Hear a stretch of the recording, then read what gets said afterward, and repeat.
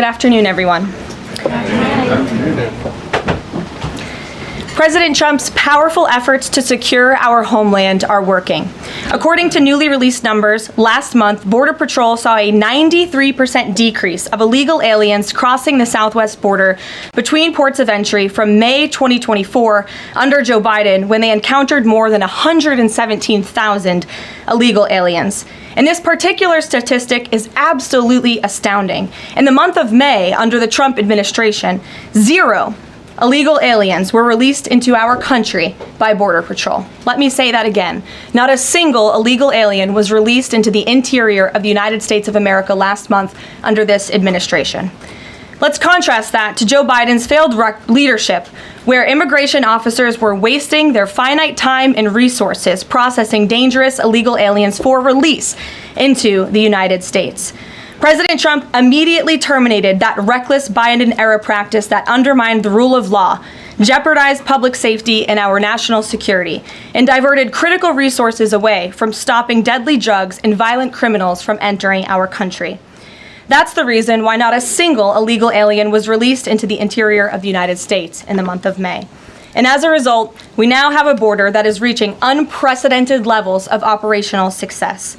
The efforts by President Trump to stop the illegal immigrant invasion and secure the border in this short amount of time represent one of the greatest achievements by a presidential administration in the history of our great country.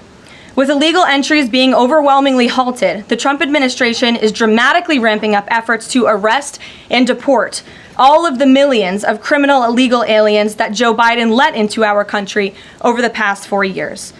President Trump has directed all of our ICE officers to do everything in their power to carry out the single largest mass deportation operation in history. Illegal criminals who are hiding in America's largest so-called sanctuary cities will be increasingly targeted for removal. Radical Democrats will no longer be allowed to shelter illegals who threaten public safety as part of their cynical efforts to expand political power, drain the American taxpayer, and artificially lower wages and steal American jobs. ICE officers are courageous heroes, upholding the rule of law and keeping our citizens safe. And they have the full and unwavering support of this president. In economic news, President Trump's pro-growth agenda is delivering for the American worker. Through the first 5 months of the Trump administration, real blue-collar wages are up nearly 2%. It's the strongest growth in nearly 60 years, and a stark contrast from the negative wage growth seen during the first 5 months of the Biden administration. America is quickly returning to the successful formula of the first Trump administration: low inflation and rising wages. Once the big, beautiful bill is passed, this positive trend will only accelerate. Senate Republicans are continuing to push this critical legislation forward. The One Big Beautiful Bill will drive growth and supercharge the American economy. The Council of Economic Advisors found that the One Big Beautiful Bill will raise take-home pay by nearly $14,000 for a year for the average family of 4.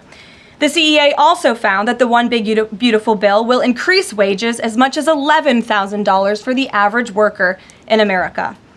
The One Big Beautiful Bill expands the child tax credit and makes it permanent for more than 40 million families with children. And the bill will deliver no tax on tips, no tax on overtime, and substantial tax cuts for our incredible seniors. Simply put, the One Big Beautiful Bill is a massive win for middle-class Americans.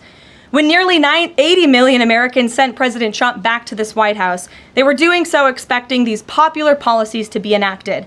Republicans in Congress have a mandate to deliver, and President Trump demands they send this historic bill to his desk for signature by Independence Day, July 4th. The American people are fully behind President Trump. According to brand new polling from Insider Advantage, a clear 54% majority of Americans approve of the job President Trump is doing. That's because this president is keeping his promises and taking action every day to improve their lives. And passing this bill will help fulfill a number of President Trump's core campaign promises. Now, regarding the ongoing situation in Iran, I know there has been a lot of speculation amongst all of you in the media regarding the president's decision-making and whether or not the United States will be directly involved. In light of that news, I have a message directly from the president, and I quote, "Based on the fact that there's a substantial chance of negotiations that may or may not take place with Iran in the near future.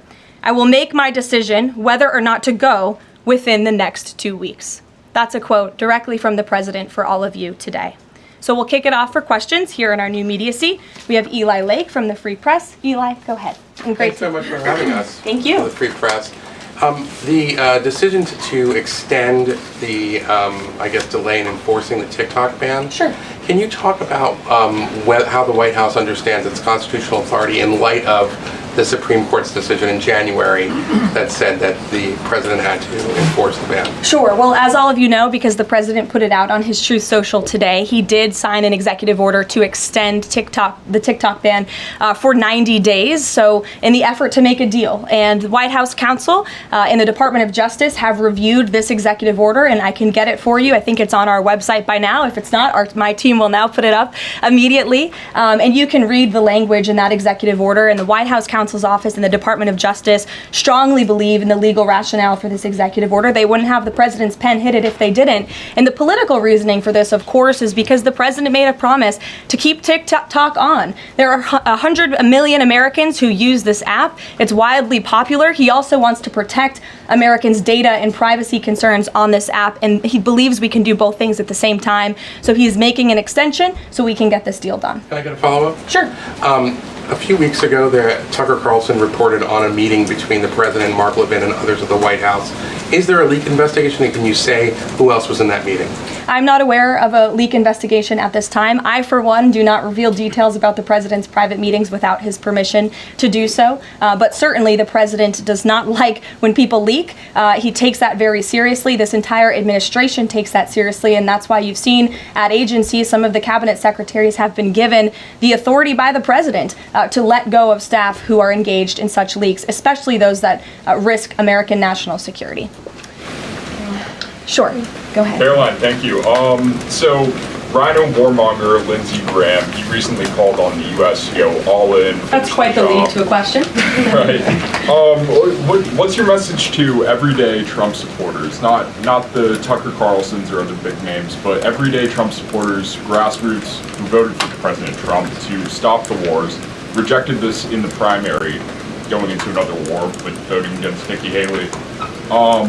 And they want to see non-U.S. involvement in this war. What's your message? Trust in President Trump.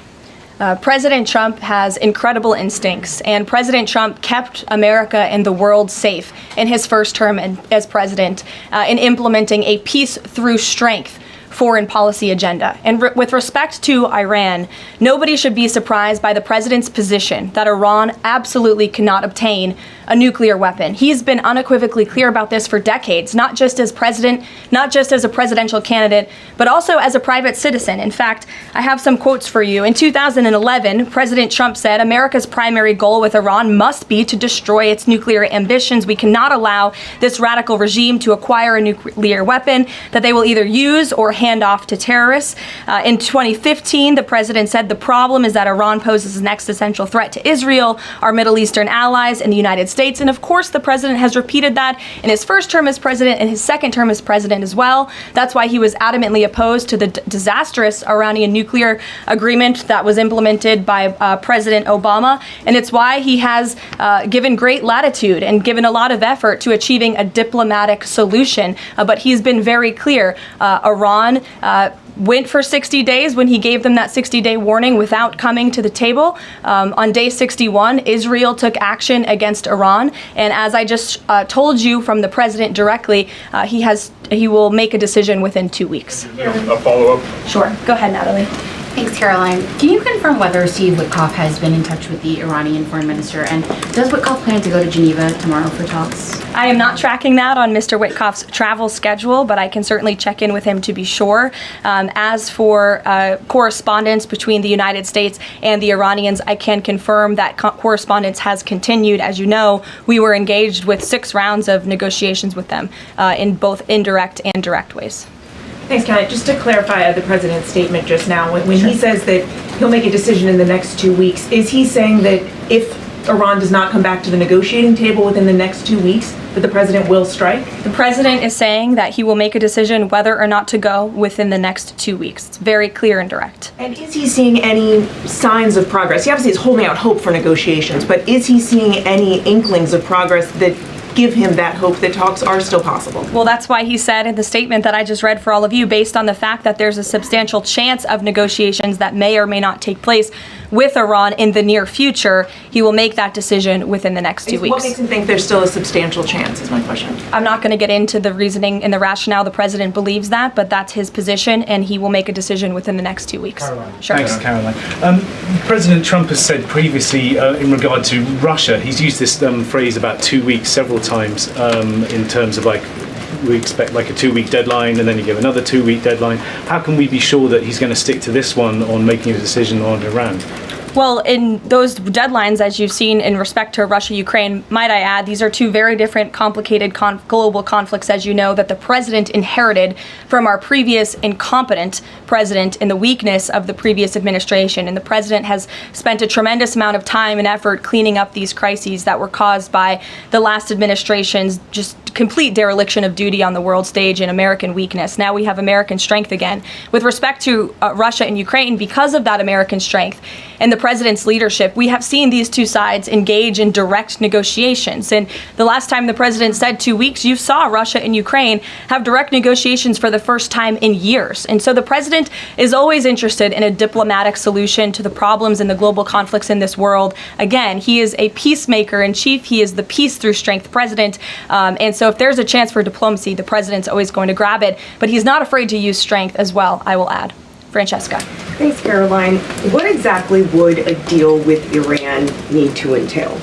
No enrichment of a uranium, and it would absolutely not. Iran is not absolutely not able to achieve a nuclear weapon. The president has been very clear about that. And by the way, the deal that Special Envoy Witkoff proposed to the Iranians was both realistic and acceptable within its terms, and that's why the president is sent that deal to them. To follow up on what you told Natalie, are the talks that the United States is currently having with Iran direct, or are those through intermediaries? And if so, which countries are acting as the intermediary right now? Out of respect for the ongoing discussions and negotiations, I am not going to get into the details of them.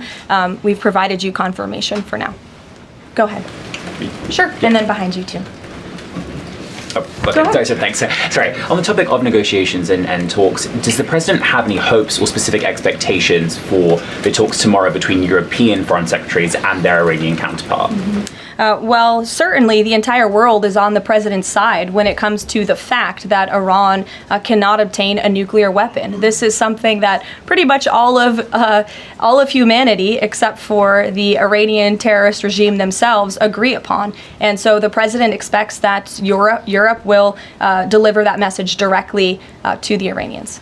Why does President Trump believe that this 90-day extension on TikTok will provide more runway perhaps than the previous extensions that haven't led to a divestment deal? Because it's more time to make a good deal. Simple question. Dasha? Thank you so much. I know things are going day by day right now. The president wants maximum optionality. Is the possibility of the U.S. getting involved in regime change in Iran at all on the table at this point? And then I have one on as well. Sure. The president's top priority right now is ensuring that Iran cannot obtain a nuclear weapon and providing peace and stability in the Middle East. And on Medicaid, Caroline, Sure. The Senate put forward Medicaid provisions, particularly a lower cap on state provider taxes that hospitals have said would lead to mass closures, particularly in rural communities. Is the president willing to sign a bill that includes those provisions that Republican senators like Josh Hawley say will lead to hospital closures? Out of respect for the ongoing discussions that the White House is very much actively involved in with our friends in the United States Senate, I won't comment on that specific provision. Look, the bill hasn't been sent to the president's desk yet. There's more room for change. The president, for one, I will reiterate, has been very clear on his priorities with respect to Medicaid. He wants to see waste, fraud, and abuse ridden from the system to protect it for tax-paying citizens who deserve those much-needed benefits. He wants to prioritize the sick, the needy, the poor in this country who deserve those benefits, not the 1.4 million illegal aliens who are receiving them. And he wants to make sure this one big beautiful bill kicks those illegal aliens off of this program to preserve it and protect it and strengthen it for the American people. And the president has been very clear in that message to his friends in the Senate. Jackie. Thank you, Caroline. Sure. Logistically, if the Iranians are getting to Geneva, does that mean they've found a way to get to the White House? I am not going to get into hypotheticals, but as you heard from the president yesterday, they have expressed interest in doing so. There's a lot Philip. of pressure on the president to come to the aid of Israel. There's a lot of pressure on him to finish the job with force. How is he balancing the concern that if he doesn't choose to do that, that it would send a message to Xi Jinping about the U.S. commitment to Taiwan? Well, the president enjoys a very respectful and cordial relationship with China's president. He has long maintained that, even in his first term. And China and the United States share many strategic interests, both in terms of economics and also, of course, global affairs and foreign policy as well. However, when it comes to balancing these different viewpoints, the president is balancing a lot of viewpoints, and he is listening not just to other world leaders, but to his advisors and to people here in the country and the American people too. And I think that's what makes this president such a great leader, is his ability to listen and make a good decision on behalf of the American public based on his instincts and his experience. Don't forget, this is a president who was here before, and the world was a much more peaceful and stable place when he left office than when he came back in after the past 4 years of complete incompetence by the previous president. Philip, go ahead. Thank you, Caroline. Two quick questions. When the president says Iran is very close to a nuclear weapon, is he relying on U.S. intelligence or intelligence sharing from an ally to make that assessment? It is a fact, and the United States government maintains this fact, that Iran has never been closer to obtaining a nuclear weapon. And then if the U.S. were to take some type of military action, would the president go to Congress to seek war authority? I'm not going to engage in hypotheticals. I gave you the statement from the president. He'll make a decision within 2 weeks. Thank you, Caroline. Sure. Go ahead. Thanks, Caroline. Mary and then Elizabeth. Two questions, one on Iran and then the second on something Jasmine Crockett said this morning. So given that we know the Iranian government did order an operative to assassinate the president, is there concern that Iran might respond with non-traditional military ways to some kind of strike on Iran, such as another assassination attempt? And has the Department of Justice looked into this last attempt on the president's life? I believe Secret Service and the FBI have looked into the 2 assassination attempts that took place against the president, both of which were sad days in our nation's history.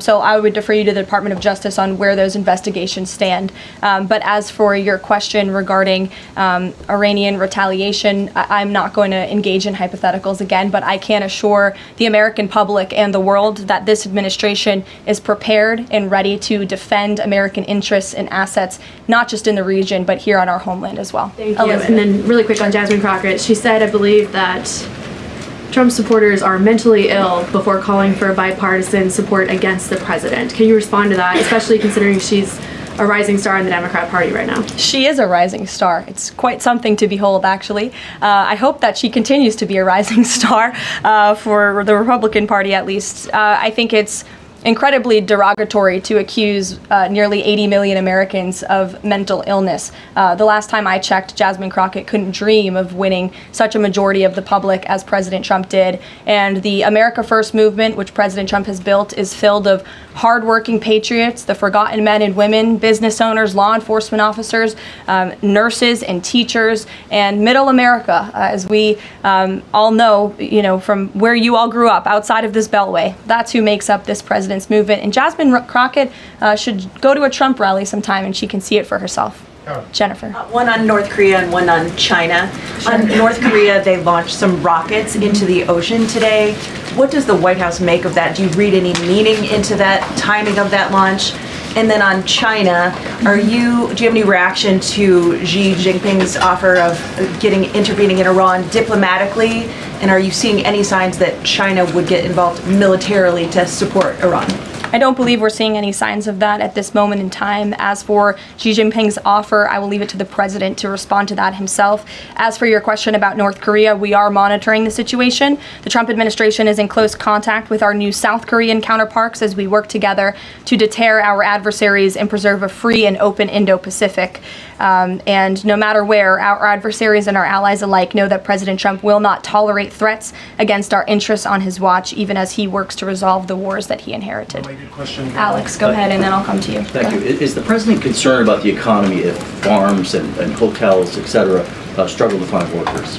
The president's always concerned about the economy. That's on his mind every day. He wakes up, he checks the markets, he checks wage growth. As I pointed out, it's a record high today for middle class and American workers. So the president's always wanting to ensure that we have a strong and robust economy for the American people and worker, and we do. As for the specific concerns regarding jobs, look, the president has made it very clear we need to remove public safety threats from the interior of our country, and that remains the focus and the priority of this administration when it comes to deportations, no matter where somebody works. If they're an illegal alien rapist or murderer that was allowed into this country in the past 4 years by this administration, the American people want those types of criminals to be deported from our country, and that's what the president is backing ICE to do. Thanks. There was an apparent skirmish between the Chinese and the Philippines in the South China Sea. Just curious if you had any reaction to that, and if the steps you're taking towards the Middle East right now are reducing your capacity to deal with that situation. I believe that happened as I was preparing and coming out here, so we'll get you a response to that. Certainly we have one, and our teams are always monitoring situations all around the globe. Okay, and then one more just on Iran. Just over the past 24 hours, we've seen some Israeli strikes on Natanz, Isfahan, and Kondab nuclear facilities. Is there any assessment just of how effective or what the result of those strikes will be? What I can share is that the IDF and Israel, I think, have exceeded a lot of people's expectations in their ability to really hinder Iran's nuclear facilities, but also they've taken out key people in the Iranian regime's leadership as well. So this is something, of course, we are monitoring and watching every day, and the president was just in an intelligence briefing. He continues to be briefed by his National Security Council, and he will throughout the duration of this war and conflict. And he also remains in constant communication with our Israeli counterparts, most notably Prime Minister Benjamin Netanyahu. Kristen. Thank you, Caroline. We have heard from a number of U.S. officials who say that Iran doesn't want to make a deal, that they are just stringing the United States along. What is to say that they are not going to continue to do so if we continue to give them extensions, now 2 weeks before 60 days? Look, Iran is in a very weak and vulnerable position because of the strikes and the attacks from Israel. And with respect to the president's statement, I shared that with all of you. And he has been very direct and clear. Iran can and should make a deal. We sent a deal to them that was practical, that was realistic, or they will face grave consequences. Why is Steve Witkoff not participating in the talks this week? I can ask Mr. Witkoff why he is not. Thanks, Caroline. Does the president object if Israel attempts its own operation against Fordo in the next 2 weeks? I won't decide that for the president, nor will I share that here. I'll let him speak to that. And then just another one. Iran is apparently warning Europeans that if struck by the U.S., it may withdraw from the nuclear proliferation treaty. That would result in throwing out inspectors and taking the program dark. What does the president think of the value of having Iran as a full signatory of that treaty? Well, that's reckless rhetoric, but I understand the Europeans are meeting with the Iranians tomorrow, so we'll see how that meeting goes. Just one more on Juneteenth. Does the president plan to commemorate the holiday today or make any comment on it? I'm not tracking his signature on a proclamation today. I know this is a federal holiday. I want to thank all of you for showing up to work. We are certainly here. We're working 24/7 right now. Nikki, go ahead. Actually, that was my question. Will he plan to mark Juneteenth in any way, either today or with an event later on, maybe next week? Sure. I just answered that question for you. Go ahead. Thank you very much, Caroline. The fact that this president is giving some time and space for diplomacy, another 2 weeks, does it mean that the president is trying his best to avoid a direct conflict with Iran? I think the president has made it clear he always wants to pursue diplomacy, but believe me, the president is unafraid to use strength if necessary. And Iran and the entire world should know that the United States military is the strongest and most lethal fighting force in the world, and we have capabilities that no other country on this planet possesses. Owen. Caroline, good afternoon. The Supreme Court, as you know, has upheld Tennessee's ban on transgender medical procedures for minors, puberty blockers, hormone therapy, etc.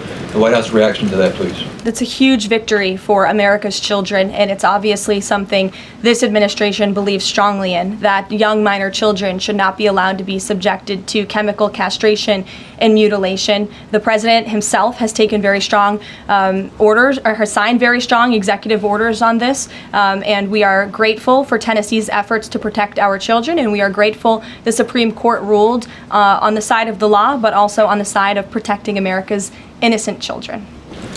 Elizabeth, go ahead. Sorry, I skipped you earlier. Okay, thank you so much. Secretary of State Marco Rubio announced new vetting procedures on student visas. Will this serve as a model for vetting other foreign visas? For all foreign visas, yes. As you know, the president signed an executive order, I think it was one of the first he signed in the first week, to strengthen our vetting requirements and our vetting system here in the United States for all visas. He directed the Secretary of State to do that. There was a pause in some of that vetting, as you all know, recently, especially with respect to students from some certain countries. But the vetting has continued, and it's stronger than ever before. As for specifics on how the vetting process has changed, I would defer you to the Department of State. As you know, they're in charge of things like that. Thank you. To what extent is this 2-week delay with Iran the result of interventions by the likes of Tucker Carlson, Marjorie Taylor Greene, or the entreaties of European leaders who want a de-escalation? Look, the president hears all voices across the country, and he makes decisions based on his instincts. And he has always said diplomacy is his first option. And is he still planning to attend the NATO summit next week? He is, yes. We will be departing from Washington on Monday morning, and hopefully we'll see some of you there. Kayla. Thanks, Caroline.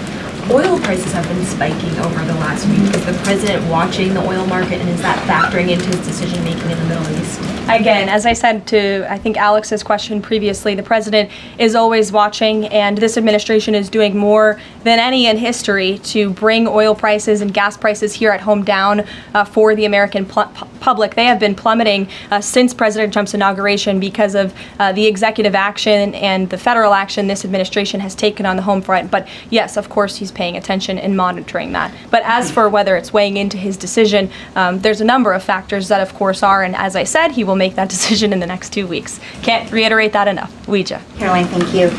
With regard to a potential deal, Iran has said it will not negotiate under duress. Does the president believe there should be a ceasefire in these next 2 weeks as the U.S. tries to broker a deal? That's not what he said in the statement he dictated to me, so I won't get ahead of the president or add anything additional to the statement that he gave me the liberty to share with all of you. And then just to follow up on how close Iran is to a nuclear weapon, can you clarify, when the president said a few weeks away, did he mean obtaining enough enriched uranium to start building a weapon, or did he mean Iran is a few weeks away from completing the production of a weapon? I'm glad you asked that, Ouija. It's an important question, and it's one, frankly, the media has been getting wrong. Let's be very clear. Iran has all that it needs to achieve a nuclear weapon. All they need is a decision from the supreme leader to do that, and it would take a couple of weeks to complete the production of that weapon, which would, of course, pose an existential threat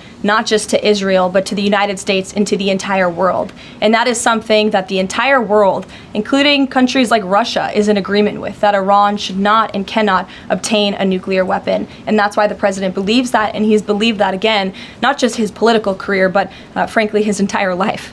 So it Michael. sounds like it's the former, just to be clear. Correct. That they have the components. Okay, Correct. thank you. Michael. Caroline, as we look forward to the NATO summit next week, Spain right now is threatening not to oblige the president's request for all NATO countries to spend at least 5% of their GDP. Does the president take issue with this, with Spain right now?